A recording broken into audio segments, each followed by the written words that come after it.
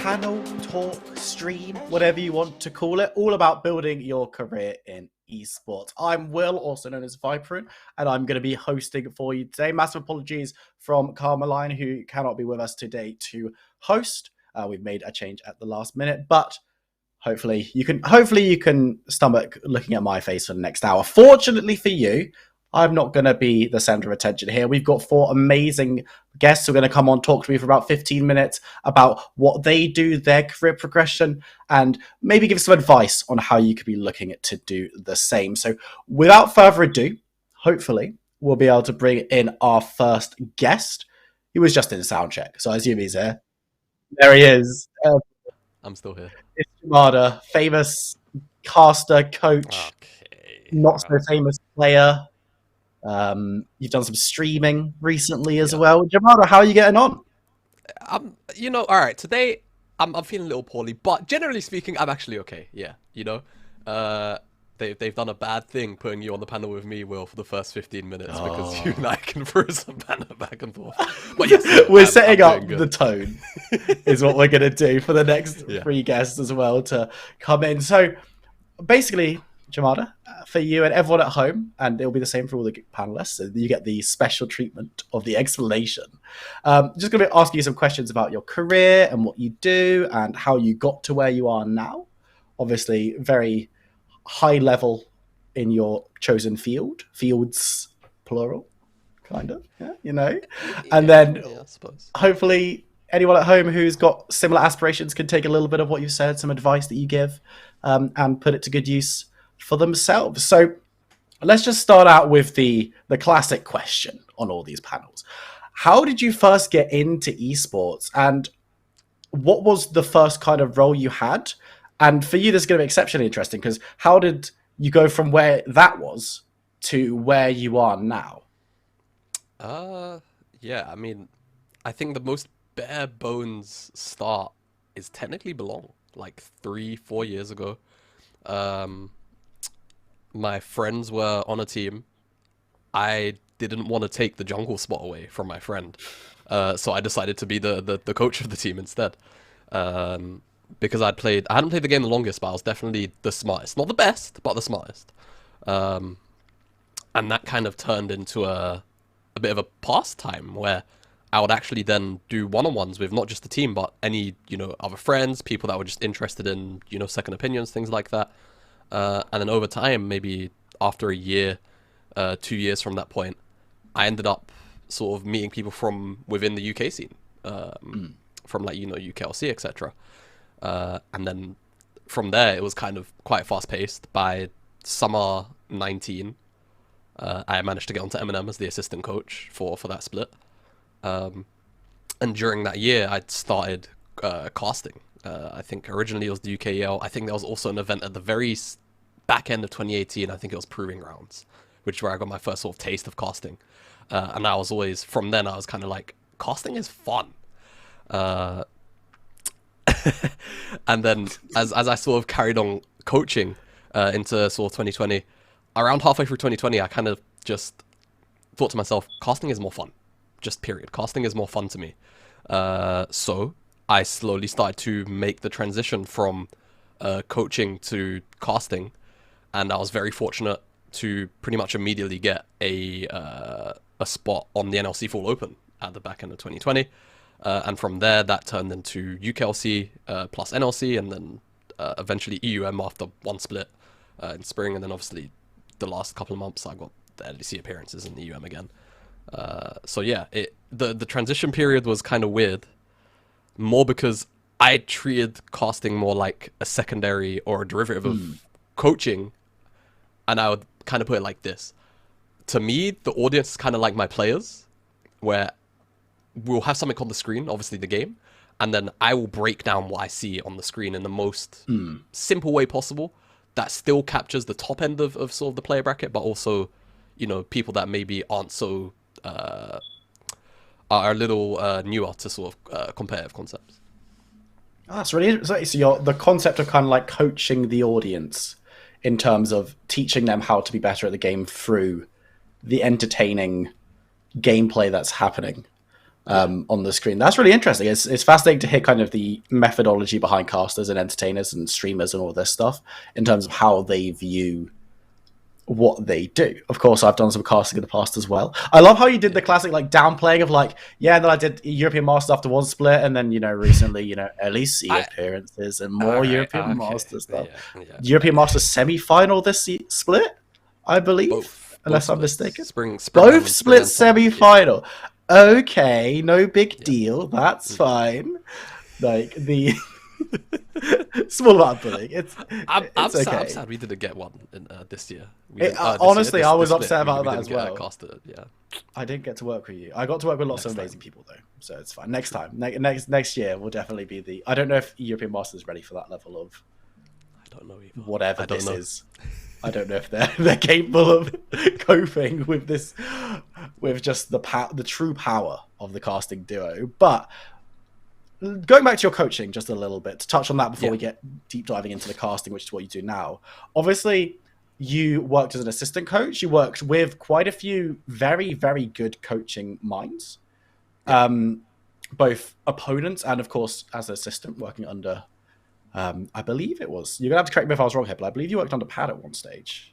I worked under Pad at the start of 2020 for spring, and then after my summer split with M&M Academy, I went back to Pad under Tricked, though not necessarily officially, but I was there, and I got to spend some more time, about 3 months with Pad on Tricked. And obviously now he's doing all the good stuff. Currently at top World's quarterfinals. Yeah, he's just chilling in Reykjavik. He's good. Yeah, just playing Dom 1 on Saturday or something. I don't know what day it is. Saturday or Sunday. Some randoms I hear. Never heard of them. But if there are people sitting at home who think, yeah, getting into coaching is really what I'd love to do, do you have any kind of insights into what does it take to be a good coach, and kind of what should people look to do if they want to try and get themselves into coaching? Ooh, okay. Getting into coaching is weird. I think for one, if you actually want to get into coaching, you have to be passionate about teaching in general. Like not just like teaching League of Legends, but at least to me, I feel like you have to be passionate about teaching people things almost regardless of what it is. Because the way that I normally split up coaching in general is you have the coaching aspect of League of Legends, which to me, the coaching aspect is training habits, right? Making sure that people are doing the correct things when they should be doing them, and also removing the bad or the poor habits out of gameplay cycles when it comes to coaching. But the other aspect of coaching to me is the teacher side of it, where you have to be able to, vocalize, break down XYZ concepts in a simple enough way that regardless of the level of the player that you're working with, they should understand it, within like 2 explanations. You can't always get stuff perfect. And not only that, I think that also leads into you can't be stubborn, right? If you believe one thing should be one way, it doesn't mean that it can't be another way all of the time. Especially when you work with players at the very high end, chances are they will know more about any given topic when it relates to their role than you will know about their role from a sort of over the top view of what a coach has. So like getting into it, I think for one, immediately you have to be passionate about teaching people things. You have to be able to break things down. You have to be very good at interacting with people, just speaking in general. You have to be very good at, in my opinion. If you can't speak, it's going to be very tough to be at the very least a head coach. Because a head coach, you have to be a bit of a leader. You have to sort of have a grander scope of ideas of how things work. And then I would also say the other thing is philosophy. You have to have a philosophy on how the game works. If you don't have a philosophy on how the game works, chances are you're going to be a bad coach. It is as simple as that. And going off that also means you should probably write a lot of stuff down when it comes to your philosophy. Note how you think things should be and consistently adapt what you think about certain things in the game. I'm not going to list them off because there are quite literally too many to probably go over in the short time we have. But yeah, you know, whether it's a PowerPoint, whether it's a document, write everything down on how you believe everything should be sort of played around. Obviously, League is a very subjective game, but there are still very many objective ways to handle a lot of things. Interesting. So yeah, this kind of needing to have an idea of how the game works. It seems like something that's kind of straightforward. It's like, to coach, you probably need to know the game. You'd hope that your coach is going to be able to improve how the game is played. But working with players who, obviously, if you're at that top challenger one in any game, if you're that competitive level, chances are you're probably playing. If you have the ability to. So getting into coaching, I guess, is a different mindset. It's a different set of skills to being a player, which is definitely fascinating when you're working with people who are maybe a little bit better at the game than you. Just how you can give them value is always going to be fascinating to me. But of course, that's not what you're doing so much now. You're now much more in front of camera, no longer winning trophies. You're now shouting about people winning trophies, which is it's weird. It's. I guess it makes sense because we've seen a lot of talented like players moving into casting. A lot of high elo individuals, streamers, and content creators more and more are going into casting at that high level. So, being a coach and then moving in seems like a natural progression now as well. Especially when you're coaching, if you need to be able to talk, as you said, you need to be able to communicate. This is kind of just a different side of that with your kind of ethos of coaching the audience. If there's someone watching at home who's maybe just started casting or wants to get into it, maybe they put in their application to cast for something like NUEL this split in any game. Do you have any kind of top tips for them and maybe some basic advice on like how to grow, how to advance, how to be a good caster in your mind? That's a tough question. I battle this question a lot with myself. So sometimes I don't even know if I necessarily have the answer to this one. But if you're talking about getting into it, I think for one, be yourself. Plain and simple. When you're on the mic, be yourself. You don't have to be this, you know, highly crazy analytical person 24/7. Unless that is you. If that's you, fine, fantastic. But from the perspective of a color caster, you don't necessarily have to know 100% about everything and anything all of the time. As long as you can break down what's on the screen, try and maybe point out why it's happening, what could happen next, things like that, that's great. I think, especially in the early stages, if you have any peers or friends that also happen to be casters and they've been doing it for a little while, ask them to sit down and listen to your casts, and see if there's anything that they might say that might potentially give you more ideas on how to handle casts in general. Because if there's one thing that probably helped me out the most, it was sitting down with the people around me, people like Orcs, in particular, who was probably one of the biggest sort of influences to get me into casting and got my foot in the door. Where I sat down with him and I did one VOD review, and I probably learned more about casting in that one 50-ish minute call that we had than I had probably learned and grown from in the year prior to casting. So getting peer-to-peer advice can genuinely help you out, especially if you so happen to have very experienced friends. Obviously, I said, you know, be yourself. That's very important. I'm trying to, like I said, I battle this question a lot. It's difficult. It's a tricky question. That's why we're asking it. If we had simple questions, we wouldn't need to have an expert like you on to answer. So, you know. Thank you all. No, yeah, no, I'll definitely say like peer-to-peer advice. Be yourself. Don't be afraid to be goofy. Actually, that's another thing. Don't be afraid to be goofy. If that is who you are, be goofy on it. It's okay. As long as you're hitting all of the points that you have to be hitting in said cast, it shouldn't really be a problem.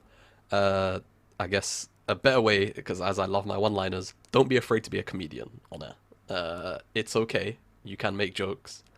Not everything has to 24/7 be about the game, because if you try and talk about the game all of the time, especially when games can get very boring, that is when people will start to get bored. They'll mute the stream, they won't listen to you, yada yada yada, and then you won't be able to get feedback sometimes from maybe if you value feedback from, you know, community. You're not going to be able to get that feedback if you're muted on the stream. So things like that. Interesting. the great fear of being muted. I I mean, as a caster myself. that that is almost in a way kind of the goal, right? You don't want to be muted when you come on air. That's like the baseline. And if you That can is do that, then the you're probably going places. that's the headline. There's going to be a written Yeah, article of this on the NUEL website in a couple of weeks after this stream. The headline is just casters are better when they can be heard. Jamada 2021. That's the tagline of this whole thing now. It's just yeah, as long as people don't mute you, you're doing good. And I think it's important to mention, like, you be yourself. This is one of the biggest things. You shouldn't be trying to be like another caster. Like, you don't want to be a yeah, budget X. You don't want to be budget Quickshot. You don't want to be budget Captain Flowers. yeah. You don't want to Like be budget Jamada. one Like, thing. Whenever I ask people who they look up to,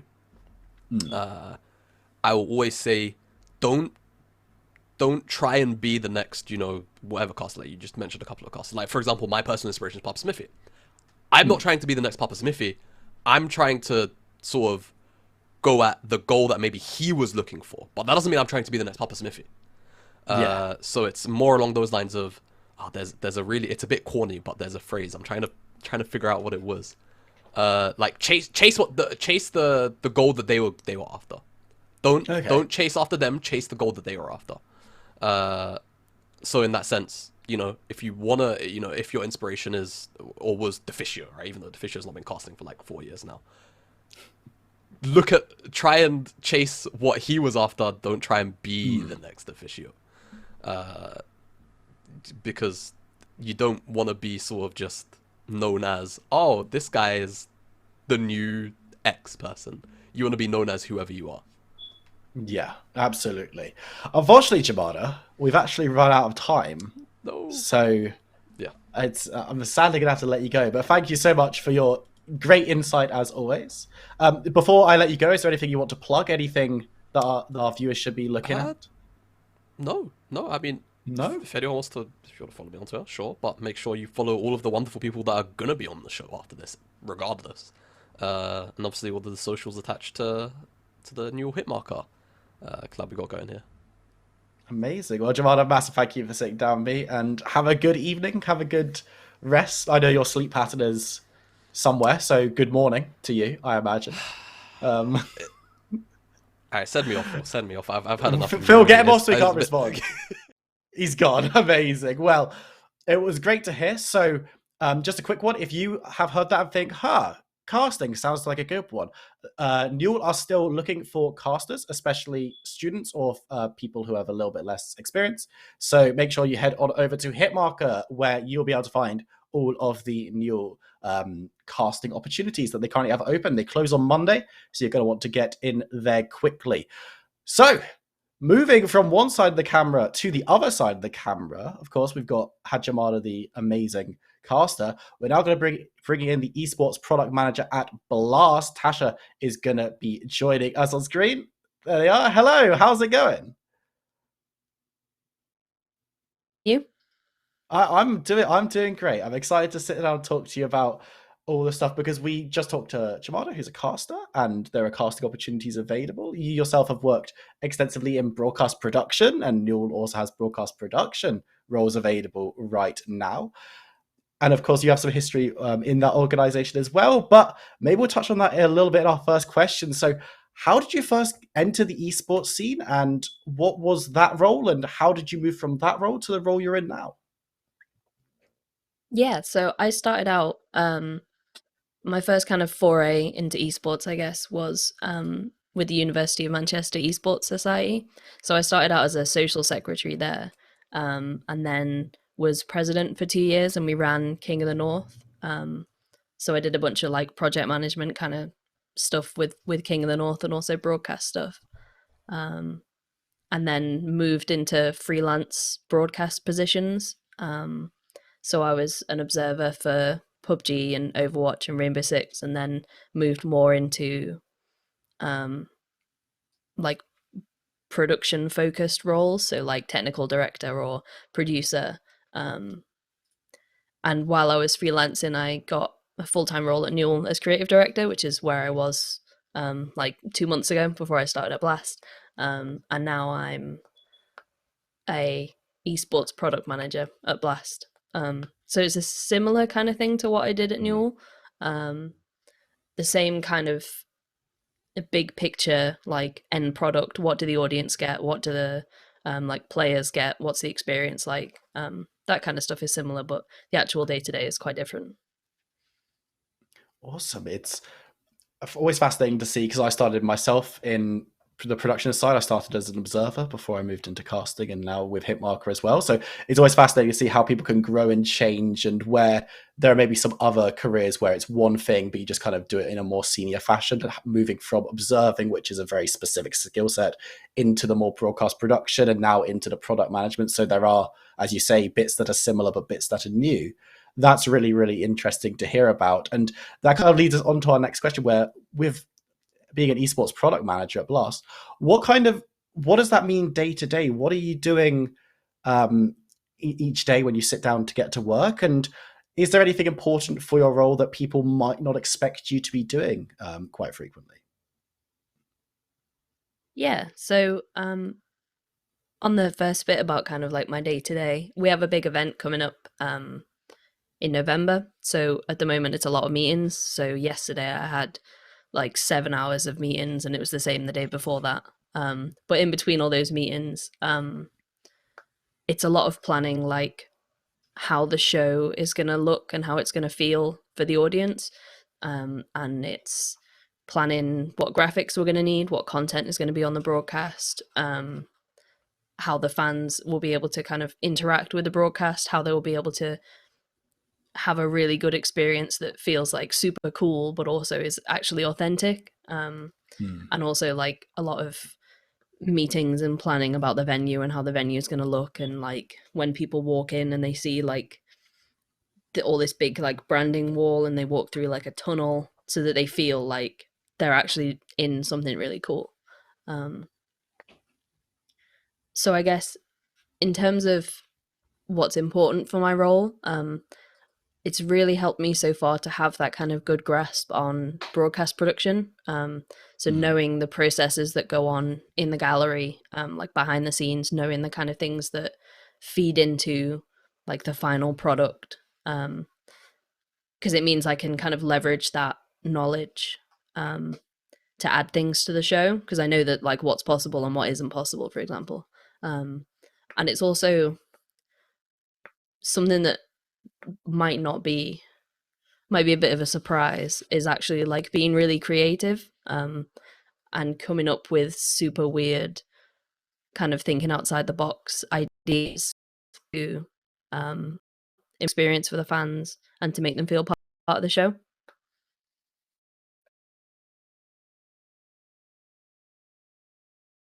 And Will has died. Till he comes back, does anyone have any questions in chat?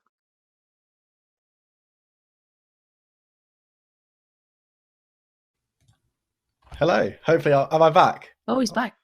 Sorry. Yes. I don't know why my vMix decided to crash. You were talking about some really interesting stuff when I went, though. For my own benefit, more than anything, can you just quickly revisit the why being working in broadcast helped you with what you're doing day to day now, with all of the designing and making the player and the audience experience so awesome with your current role? Yeah. So, is that like what skills Yeah, are really important for it? Yeah. are the most important. So obviously like the broadcast production stuff, like I said, that's been really helpful. And then also like creative, like thinking outside of the box ideas and watching a lot of other shows. So and getting inspiration from those, so like Worlds or TI or whatever, and seeing what they do to make a really cool experience for the fans. And seeing how we can integrate that into our broadcasts. Amazing. That's really awesome. And just more generally, when it comes to skills in your current role, obviously it's a big job. There's a lot that you need to be thinking about. If there's anyone who's looking, who wants to be doing some product management, if there's someone who wants to be doing the kind of work that you're doing now, who's maybe just starting out, maybe they're in education, maybe they're just looking for those opening roles, what kind of skills and things that they need to be able to do if they want to not only successfully apply for these jobs, but also hit the ground running in the role? Yeah, so I would say definitely technical skills in terms of broadcasts and understanding how a show comes together and what technical elements are needed in that, so that you can have an idea in your head of like, okay, we're doing a Valorant event. We need like 3 or more Valorant observers that are kind of plumbed into the show, as opposed to something like if you were doing Hearthstone, you wouldn't have observers, for example. So understanding that kind of thing is really helpful. And also understanding the way that graphics and content and things are made so that you can plan those in advance, and you can work with the creative teams to have those made the way that you like them, the way that would be great for fans, and then how that kind of plugs into the show as well. And most importantly, I think, and this is kind of overlooked, is having good teamwork skills and like communication skills and kind of more like soft skills, I guess you would call them. Because you need to be nice to work with ultimately and polite and helpful, or people aren't going to want to work with you. Especially in an environment like a production gallery, if you're just not a nice person to work with, that's not going to go smoothly. The broadcast isn't going to look good, and it's going to be reflected in the way that the talent interact with the broadcast and the way that the fans see the broadcast. So you need to be able to like get along with people, but you need to also be able to form constructive feedback, and save it for debriefs and for postmortems. The worst thing that you can do is just like, you have feedback and you want to get it out and you just say it, and the whole show comes to a halt because you've got a grievance with something. That's just like not what you need to do. So you need to be able to like kind of process those criticisms and come up with solutions and then present them afterwards, to everyone in a more kind of like constructive environment. Because when you're live, it's just not the place. Yeah, it's not. You don't ever want something to be causing issues for the broadcast, because behind the scenes it can get hectic and it can be quick, we need to fix this, or this isn't working, or whatever. But as soon as that starts seeping into the audience experience, that's when you know that things are starting to get out of control. And being able to put stuff behind you and say like, this was an issue, we can talk about it later, let's just get this show, let's just fix this problem, that's always going to be massively important. So being adaptable and able to be someone that people like to work with is going to make that run much smoother. For the last 5 minutes, I'd be really, really fascinated to hear, and I don't know whether this is going to be the same answer for both of these kind of sub questions, and that will be really interesting to me as well, is there anything that you wish you'd known or have been told at the start of your own esports career? And is there anything, what's kind of the biggest piece of advice that you would give to someone who's maybe in a similar position to where you were back then and are just starting out on their esports journey in order to succeed and have the best opportunities that they can get?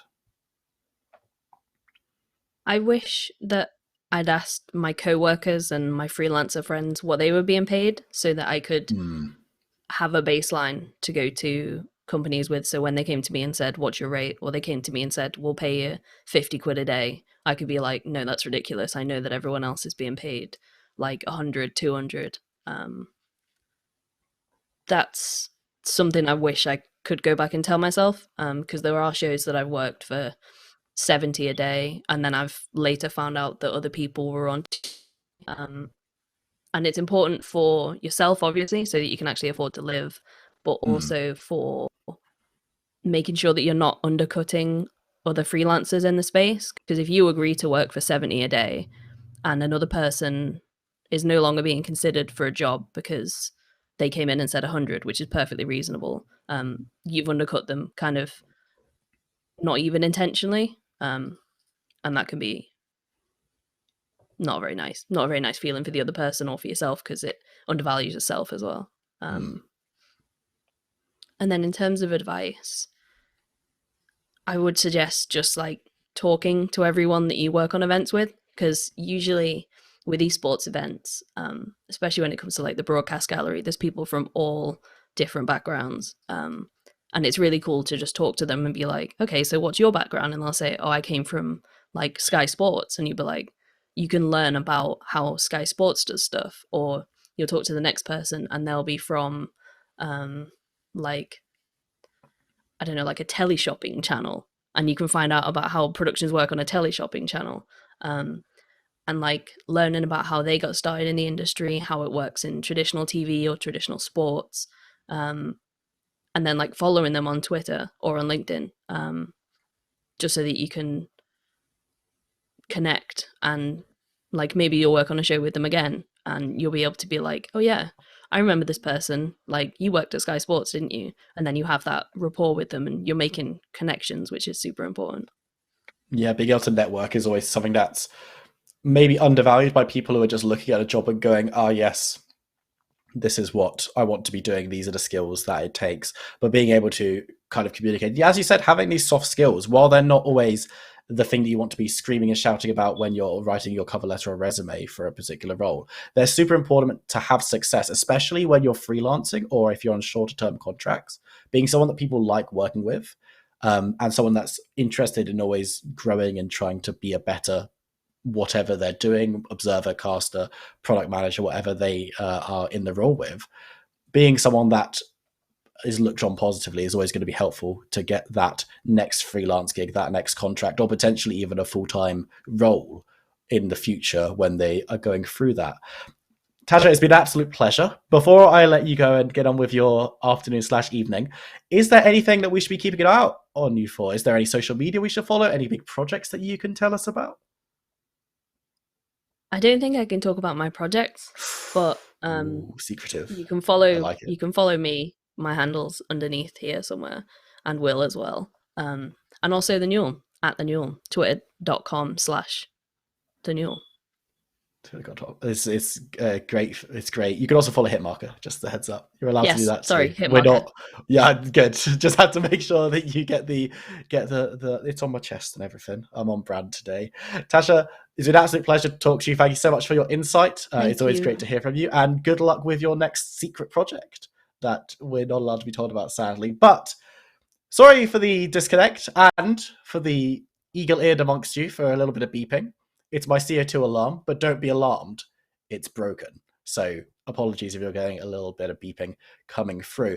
Again, if you want to be looking into stuff like product management, broadcast production, check out Hitmarker right now. There's plenty of roles in those areas, especially if you're looking to do some observing or some production online and you're a student or you want to get a bit of experience in it. The NUEL is currently searching for those roles within their tournaments coming up this winter.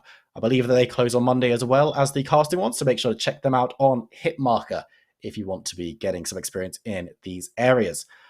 But moving away from the live, well, kind of moving away from the whole live situation in terms of casting and producing, we know what our audience likes. We know we can see the data. We know what people are searching for, and social media and kind of the community management side of that is super popular. So we thought we'd get one of the greats of the UK esports scene in to talk to us about social media. Nathan, coming through from Excel, will be joining me by the power of production. There he is. Look at him. Nathan, how's it going? Good, mate. Good. Can you hear me? I can hear you. I've never used this platform, Will, so I think I'm doing all right, mate. We're doing good. We're doing good. Well, do you have the same chair as me? This is quite an interesting. Do we have What's the same your GTA Mega? Mega? Yeah, but mine's purple. Mine's You've red. also left the you've left the Yeah, back. it's the backrest The for my cushion. head. I know everyone says it. That's fine with me. My chair's broken too, so yeah. GTA Mega, if you want to send me a new chair, please do. Just quick plug. GTA Mega, if you want to send me a new chair, mine's not broken. Okay. But I can always do with more chairs if we're going to be doing that. But Nathan, obviously, we all know where you are now. Social media, Excel, loving life.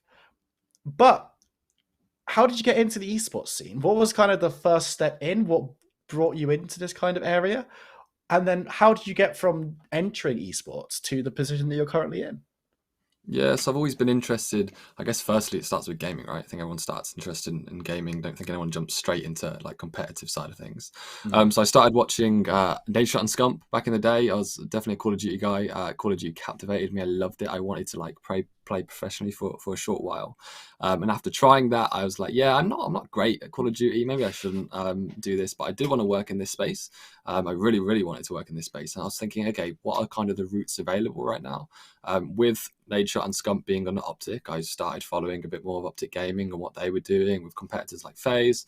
Kind of looked up to Hex a little bit, and I was like, look, that's what I want. I want to be a Hex. I want to own my own organization. I want to do all these things. I want to manage players.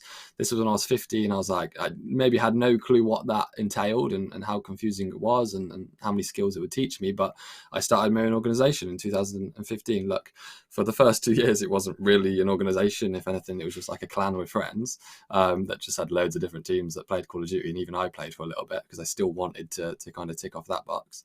And then it ended in 2019 because I wanted to focus on my esports career in the end and had too many opportunities.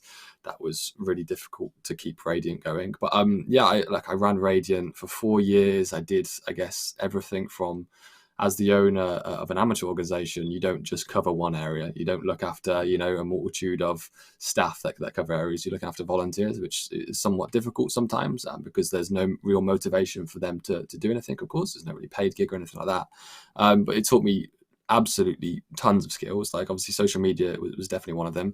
With me taking control of all our social media channels, I kind of found, okay, we didn't have the most winning teams. We weren't beating everyone. We weren't succeeding in that area, but social media wise we had the largest following. We were getting the most engagements and tweets, rather than, even though the teams that were absolutely smashing us consistently, they weren't doing a good enough job on social media. So I kind of go back to the phrase make a penny look like a pound, and that's what I think Radiant did really, really well. And so I learned a little bit more about social media, obviously operations too, loads of different things, like whatever in running an organization means. We ran a 13-day live stream with House of Gamers, that we have different sponsors and partners involved. Hitmarker was involved for that early doors in 2019. There's been tons of different things I've learned, and that therefore gave me kind of the entry into my first proper paid esports role, which was Esports Insider. I was there for a couple of years running events, doing social media, totally different audience when it comes to obviously B2B and doing that kind of thing. But that was really interesting. Then I had a short stint at like Gfinity, a couple of other freelance clients that I won't list off now. And then boom. And after a while, I got a message actually from Twitter, from Kieran, founder of Excel. And he was like, can you send me your CV? I was like, sure, okay, why not? And then they hopped in a call with me and was like, yeah, we want you to be our new social media manager. I was like, wow, that sounds good to me. That seems like something I'm interested in. Perfect, let's go for it. And then that's the story so far. Yeah, now here you are with your broken chair, tweeting from one of the biggest esports organizations in Europe, certainly, if not the world. And yeah, it's crazy to go from looking at content and being like, I want to play, to I want to own an organization. And I mean, that's fascinating to me because I know a few people who own organizations or have worked very high up in organizations, and they all kind of have different reasons for why they want to be in that space as opposed to working on someone else's project, almost. And then going from owning your own thing to being a big part of such a huge, enormous project. It's impossible to turn down, really, when you get the opportunity. And to get a DM, it was not even applying, just, hey, come be our friend. That's insane. That's such a good story. But now this is going to be tricky for you because I've worked a little bit in social media myself in the past. So as much as you could have an average day on social media, can you talk us through what kind of you are doing day to day while working with such a major organization as Excel? And is there anything that you do during your day that people who maybe don't know social media front and back would be surprised by? Yeah, it's difficult because sure, like every role, there's no exact day to day, right? There's no specific thing you do every single day, and your days don't change.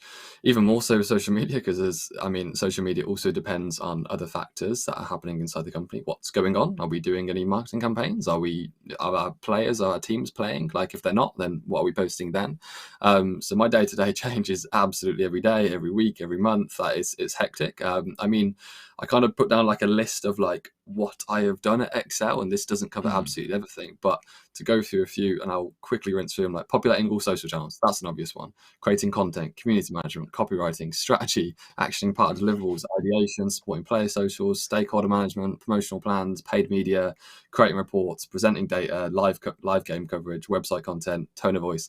That's most of it, but still quite a few things. And I kind of make the joke a lot of the time when you expect it's an esports thing, definitely, that you expect it to be kind of like a Swiss Army knife. You expect it to go. A traditional social media manager wouldn't really be expected to do every single thing that I've just listed there. But especially in esports, you definitely need to be a bit of, okay, I need to understand my Premiere Pro. I need to understand Adobe Photoshop. I need to have a good grasp of these platforms and these programs, and also understand, okay, trends, like how to speak as a brand, how to engage with an audience. That's obviously the most important thing. And what I like to teach at the moment is kind of go, it doesn't matter what I want, it doesn't matter what I like, it doesn't matter what anybody in Excel wants or likes, it matters what our audience is going to like. That's who we're delivering it to at the end of the day. It doesn't matter if our new merch release looks really good to us, it doesn't matter. It matters if our audiences are going to like it and therefore are going to purchase it. That's something that I keep coming back to in my head. But in a day-to-day, it's pretty hectic. I feel like a lot of the time with social media manager, I haven't had really a time to breathe or have the break, or even to take time away, I guess, from socials. But the difficulty is that with that is you may think off season is the time to relax because there's no live coverage, but like a lot of things and like all jobs, when something goes, something always comes in to replace that work. So there feels like there's always something going on, which is good. I like being busy and I like keeping up to date with things. But social media especially is one of them roles that I feel a lot of people say they want to jump into, which is absolutely fine. Look, it's great. I get to interact with the best part of esports, which is the fans at the end of the day, and I love it. And I love trying to make their day and make experiences for them, and make this like a kind of like an escape from the real world, let's say. But it's also absolutely exhausting. I don't think any social media manager in esports would disagree, especially if you're kind of the only person running the channels. And yes, it's being taken a little bit more seriously in this day and age. People are investing more into the space, which is good, and more into this kind of area of the business. But it is tiring and it is exhausting. And I do recommend anybody who wants to jump into social media, do trial it first and do see if you enjoy it, and try a lot of things. What I always recommend, because it may not be for you, or it may be for you. It's totally obviously subjective. But a day to day is some of them things mixed, never all them things in one day. That'd be mental. But a lot of the time, it is most of them things covered in a week / month. Yeah. Yeah, I always look over at our social media team at Hitmarker whenever we're in the office, and just seeing everything they're doing, and I'm just like, yeah, how are you doing 18 things at once? What's going on here? And I'm like copywriting, video editing, or like graphic editing, and then also keeping their hands on the pulse, fingers on the pulse of what's going on in the community and interacting with people front end. Like it's crazy. I don't know how you manage to do it all. And I know you say that you don't do it all in one day, but even half of those things in a day is wild to me. So it's definitely a full-on job that you need to be very skilled and talented to do.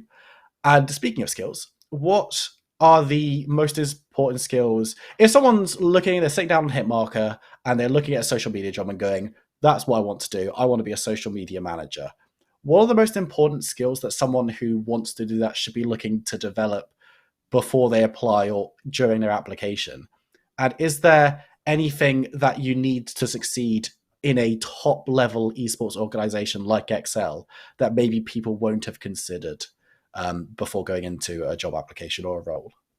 Yeah, I think it comes down to the really basic things, to be honest, that a lot of people overlook. Is creativity is definitely one of the most important things. Like, you have to be naturally creative in these roles. What I do like to kind of make fun of sometimes is people think you may have to have a degree in marketing, a degree in social media, or some kind of real qualification to jump into this. But what I do like to use a funny example of, which I'm sure you won't mind me mentioning, is Yannick from G2, who's the social media manager over there, or one of these the social media managers, and he has a degree in, I think it's chemistry. He has a degree in chemistry, which is totally very unrelated to social media, but here he is. Look, that qualification thing doesn't truly matter. Yes, it helps, of course. It helps initially, but how I got myself into my role was just purely experience, and kind of starting at the age of 15 and building it up until I was 18, and then going, okay, here's what I've done. This is my project. What I've done all by myself. That, is this good enough? Initiative, I think, and also ties into willingness to learn, is just, you want to be easy. You want to be someone easy to work with, especially social media. Like, how do I put it? Don't be the guy, like, jump into it and be fully embracing of it. And like Jamada said at the start, you have to be passionate about the things that you do. You have to be passionate about social media, and you have to be passionate about engaging with the audience, because this role especially, and esports is definitely known for this, but social media and community management especially, you'll be working sometimes 11 p.m. on a Sunday. Sometimes you'll be doing way more hours than you're contractually signed to do most of the time. To be honest, it's not a 9 to 5 job. It is absolutely not. You will be expected to cover live matches when they happen, and like I said, that's sometimes, most of the time, it happens on the weekends, and sometimes can happen on Sundays as well.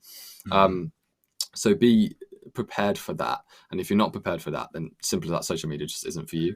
And especially in esports, like, you can go do a social media job somewhere else, but in esports you have to be present a lot of the time. I guess for a recent example, we had to upload a video with one of our content creators. It's Stuart, and me and him were just sat together basically on Slack talking at 9 p.m. waiting to release the video. Like, you have to be reactive with these things.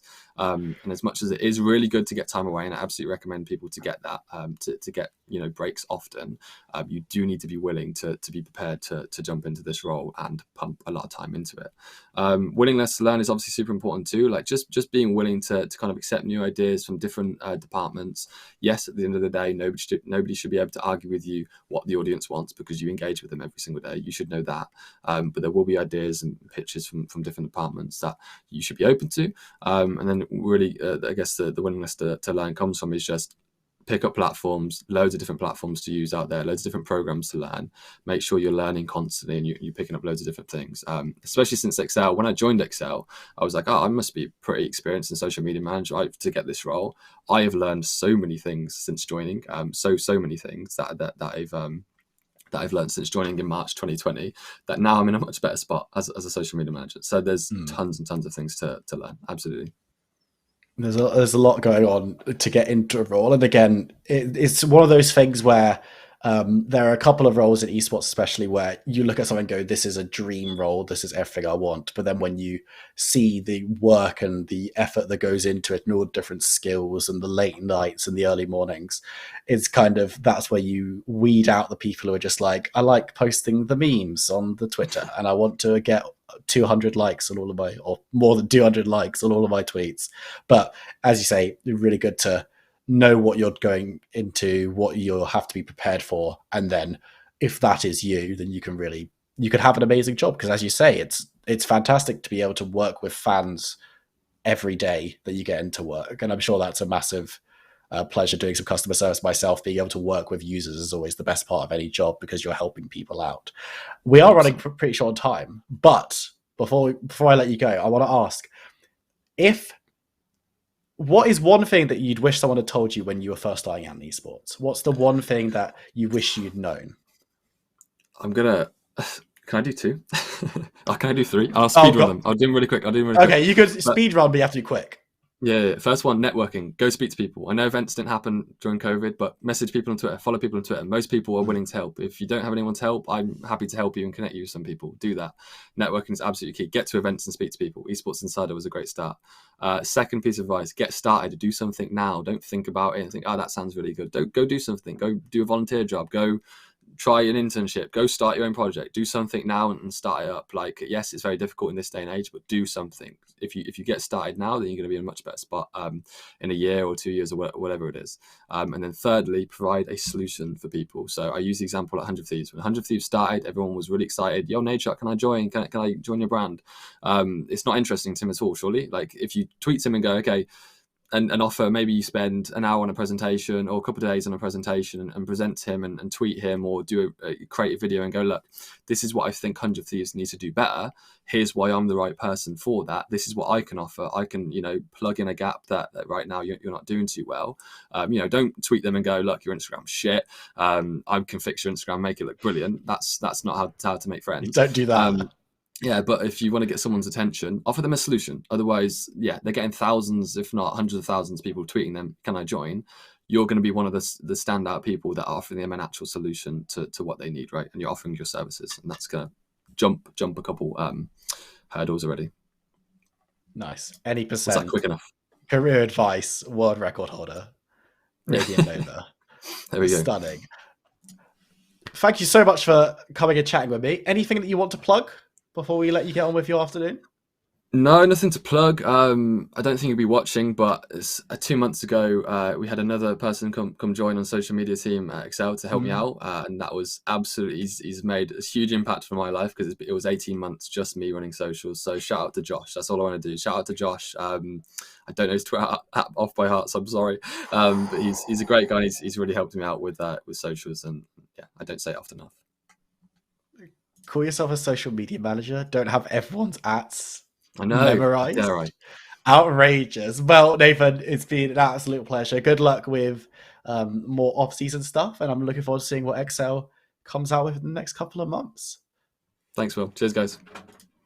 Amazing. Well, NUEL isn't currently looking for a social media manager, so we can't plug that as a go and apply for that. But if you're looking for social manager roles at all seniority levels with all different kinds of esports and gaming organizations, make sure to head over to Hitmarker. We've got plenty of opportunities there for you to check out, remote and in multiple different locations around the world.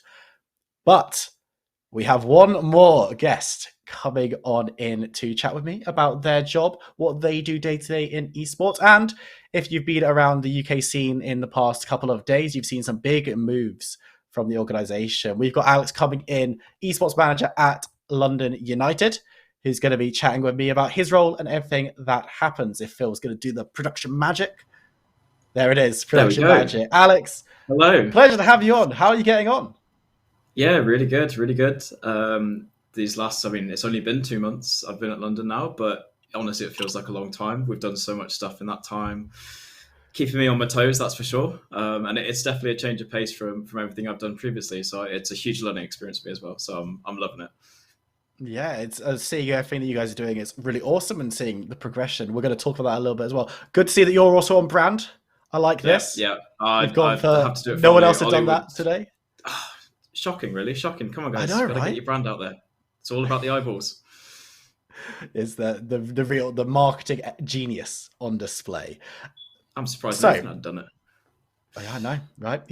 He's just out here asking for new chairs and forgetting the ats of his co-worker. Outrageous. But where did you start in esports? How did you first get into the kind of esports scene? And how has your career progressed from entering to the position that you're in now? Sure. It's been a pretty long one, to be fair. I mean, Nathan said the same thing. I started as just a gamer as a kid, playing, I think, Age of Empires or something. I was about 6 or 7. No idea what I was doing, having a good time. Kind of progressed on to my teens, playing a lot of World of Warcraft, joining guilds, playing in kind of PvP teams. And that's where I kind of got the start of the itch for I can do something that's in a coordinated environment and kind of do my best, really, and actually see yourself moving up the rankings, which then friend introduced me to this wonderful game called League of Legends, and my life has gone very no, I'm joking, it's great. Got into that, played a load of ranked, that's where I really found that competitive itch. And so at that point, as a lot of us, again, I think Nathan said the same, we wanted to be a pro player. This whole esports thing was cool, big stages, lots of flashy lights, prize money, best teams in the world. That's what I wanted to be. But I soon realised that I wasn't really good enough for that. Went to uni, played a lot in the NUEL, a lot in NSE, joined some UK teams here and there. Then kind of, realised I wasn't going to be good enough to make it as a pro full time. And also back in the day, there just wasn't that kind of money in UK League of Legends at that level. So getting a Twix would have been a good salary,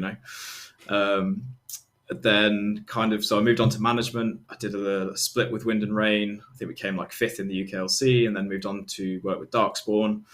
Fortunately got relegated from UKLC that split, and that's when I kind of set up the UKL, and that's been kind of the next 2 years from that point to here we are, working for London United. So it's been a bit of a journey through a lot of different roles. I did cast briefly for the NUEL as well, way back in like 2015. So I've kind of done a lot of different things really.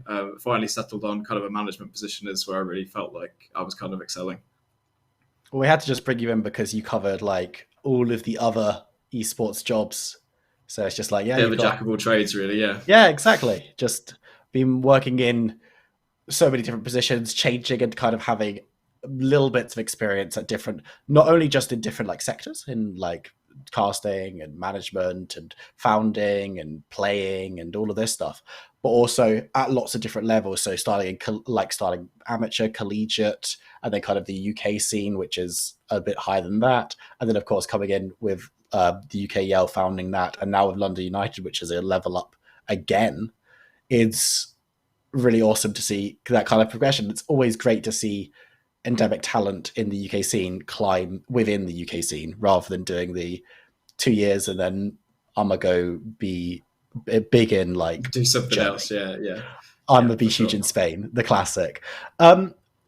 So you kind of talked about a little bit with NUEL and playing and doing some casting there as well, and then doing some stuff alongside your studies at university. Yeah. How did your experience in that time kind of influence the way that you went about getting and then having this full-time job in the industry? And are there any lessons that you took from those early days into stuff like founding the UKEL, which is probably your first big project, if that makes sense? Yeah, sure. I mean, without a doubt, I don't think I'd be doing what I did today without my uni experience. That was really what kind of connected me firstly to the wider UK league scene. And also it's how I made friends, which have kind of encouraged me along the way and really built my social network around me. They're all esports fans. I'm like, yeah, wait, this is what I love doing. I don't want to be working behind a desk at, an accounting company or something like that. I want to be involved on the front line, doing something that I really enjoy. So yeah, for sure, there's no way I'd be here without that. It kind of also definitely helped spawn the UKL insofar as having been a player in like the NUEL myself and then going on to play in the UK league scene, there was a kind of disconnect between the two. You had these occasional overlaps. Some players would progress, but it felt more like, oh, that guy's just a really good player or something. So of course he's going to get noticed because he's challenger or whatever. There was no kind of, there's no route from the collegiate level to the kind of amateur semi-pro level. And that's the exact reason I founded the UKL in the end, was because I want to bridge that gap and make something of it. And obviously over the course of the couple of years that it was running, got a load of experience in tournament ops, kind of just general ops stuff, learning how to manage people, work with sometimes teams or players who can be difficult because they've got their own agendas and you've got to kind of put your foot down sometimes. Just learning people management skills, really, communication skills. It taught me so much in that regard. So yeah, couldn't have done it really without having started at uni. I think that I definitely attribute it all to that. And as terms of like the biggest lesson, I think the biggest one for me is just because you're good at something doesn't mean you'll succeed at first. Sometimes when I was younger and I was definitely say like more immature and stuff and didn't kind of understand how things worked, I was like, well, I'm doing a good job here. Why am I not getting where I want to be? And in earlier opportunities, I'd have just like stopped doing it because I didn't think I was going to make it. Whereas with the UKL, I really stuck it out for 2 years, and really put everything I could into that. And at the end, that has resulted in me moving into a full-time position. Yes, arguably it's not tournament operations and stuff, but it's very much within the same kind of sphere. And there's no way I would have got the job I have now without having stuck that out. So I think that's the biggest thing, especially to maybe the younger audiences. Don't be put off if you fail at the first time. Failure is good because it means you can learn something from it. And every philosopher under the sun has said that. So I don't think I need to rehash that one, but for sure, just make sure you keep trying.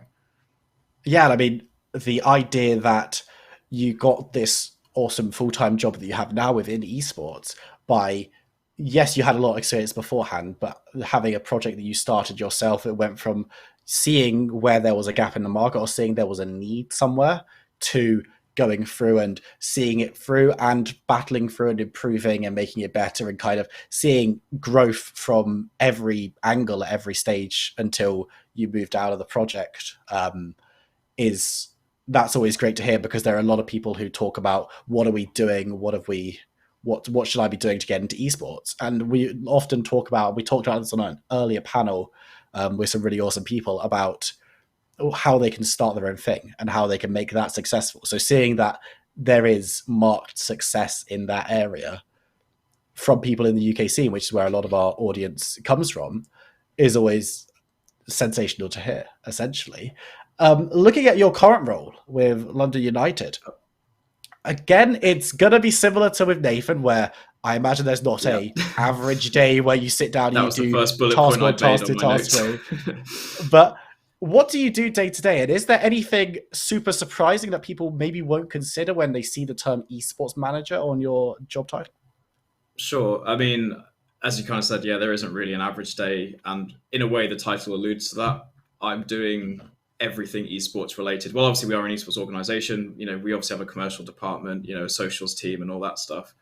My role kind of fully encompasses anything that's to do with our competitive teams and any kind of events, partnerships that would go alongside those. So it leads to a super varied day. There'll be some days, you know, maybe we're in a big tournament for League of Legends. Yeah, obviously NLC Calibration is a good example of that. That's been a really busy few weeks. So in those weeks, I'm spending quite a bit more time with the league team to make sure they're prepared, with the coaches, getting feedback. You know, do we need to make changes anywhere? Do we need to, you know, what are we doing wrong? How can we fix that? And then there'll be, I'm sure, in a few weeks, once that's all finished and there's not really any Valorant tournaments left, for example, we'll have a bit of a quiet time on the tournament front. So then my work is more focused on, right, you know, we just announced a partnership with Durham University. So we'll be working more on working with them to, you know, engage their students with events such as talks, you know, maybe even like little live events. We'll put on, you know, a tournament at the university for them or something like that. And just really utilizing esports as a way to kind of market the business, but also, yeah, and really get our name out there, I guess. So yeah, just trying to use the esports teams and everything to put our brand in the center spotlight and give the best impression possible, of course. Yeah, actually, like a really last bit you said. So the most surprising part, I think, was the last part of the question, is probably actually just the amount of like briefs and stuff you need to write. Going from a more informal environment such as the UKL, where, you know, I was kind of running a lot of that, so I didn't need to write those for myself so much. But, you know, when you're working with 6-7 other colleagues, well, you need to logically plan everything out. Like, why are we doing this? What's the budget? Who do we need involved? You know, all that kind of stuff. And you need that all in one central place so that you can just pass that off to someone. But look, this is what I want to do. Here's my proposal. It's a lot more writing than maybe when I first kind of looked at the role I was maybe expecting. But it's definitely not a bad thing, because it's really helped me improve my kind of, what's the right word? You know, keep things a bit more organized and actually just work out where there are problems in a plan that we might have, for example. Yeah, it's always going to be different from having your own project where the thought process or the decision-making process is basically, should I do this thing? Yes.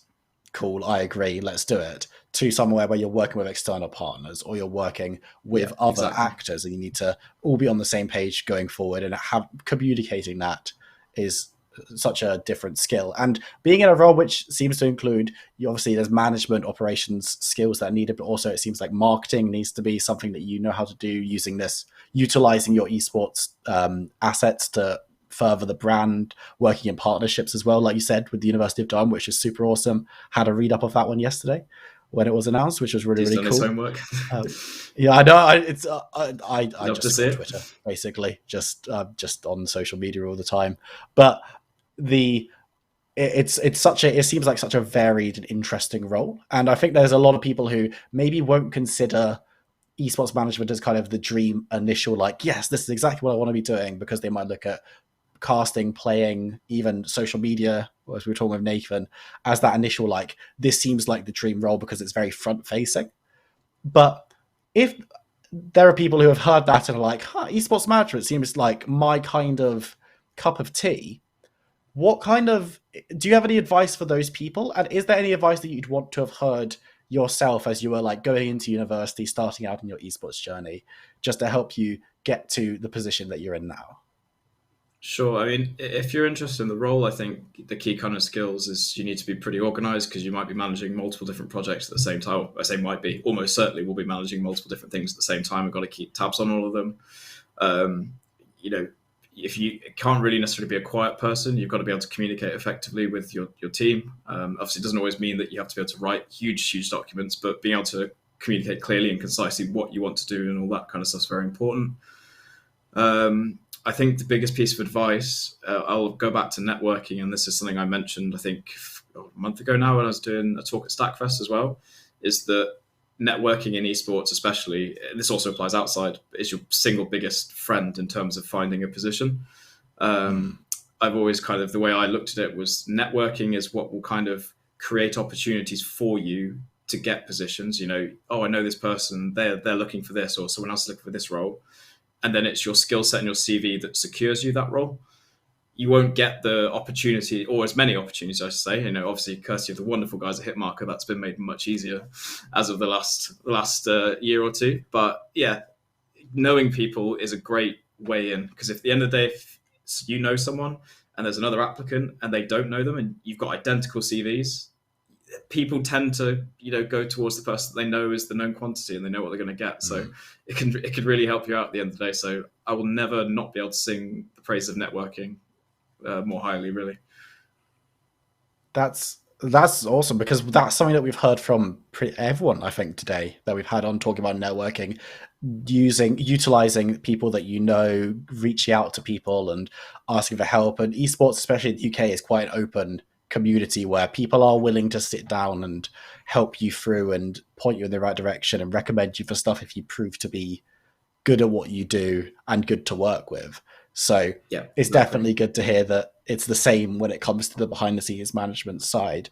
We are running swiftly out of time, but Alex, thank you so much for joining us. Is there anything we need to be plugging, anything that you want to be people to go and look at or to follow or anything?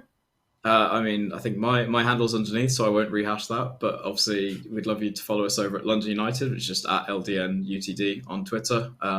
You might be able to catch us in action in some Valorant tournaments tonight. Our roster is competing in the Red Bull tournament. So if that sounds like a cup of tea, do come along and support us. We'd love to see you. Amazing. If you like a bit of Valorant, I'm awful at Valorant. I can't. I can't play either, don't worry. Super incapable of anything related to shooters. But Alex, absolute pleasure to chat with you again. Thank you very much so much for giving your insight to our users. And have a good evening. Good luck to your Valorant team. Yep. Take care. Thank you. So, hello. It's you and me again, audience. We're almost through here. So we had 4 amazing guests on. Hopefully that you found something useful from all of them and have learned a little bit about some of the other roles that we haven't talked about necessarily before here on this channel. That's all we've got time for building your career in esports, brought to you by Hitmarker and NUEL Careers. If you are looking for opportunities in esports or video gaming at large, make sure to head on over to hitmarker.net. We've got over 12,000 open jobs right now in all seniority levels across globally and remotely if you're looking for something, as well as part-time and freelance opportunities if you're still studying and want to get some experience or a little bit of extra cash while you're doing so. Got to shout out the NUEL. Massively thank you for having us on. And if you're looking to work with NUEL on stuff like casting or broadcasting their current tournaments or the tournaments that will be starting up in a few weeks, you still have the opportunity to do so. They are taking applications until the 25th. Monday is the day. I think that's the 25th. If not, the NUEL will probably shout at me in our communications on my other monitor. But make sure to head over there, get together a show reel and apply, and make sure to be checking out both at the NUEL on Twitter and at Hitmarker Jobs if you want to be kept up to date with everything that's going on. Thank you so much for joining us. If you want to remind yourselves of the key themes and advice, but don't want to have to keep listening to my voice or watching for a video, there will be an article that is going to be written and released on the NUEL Careers section of the website in a couple of weeks' time. So make sure you check back to see if that is available. If you're watching this in VOD form, or if you're watching this live. Thank you so much, everyone, for joining us. Once again, massive thank you from Hitmarker and NUEL for checking out this and all of our panels that we've had going on this year. And we'll see you soon.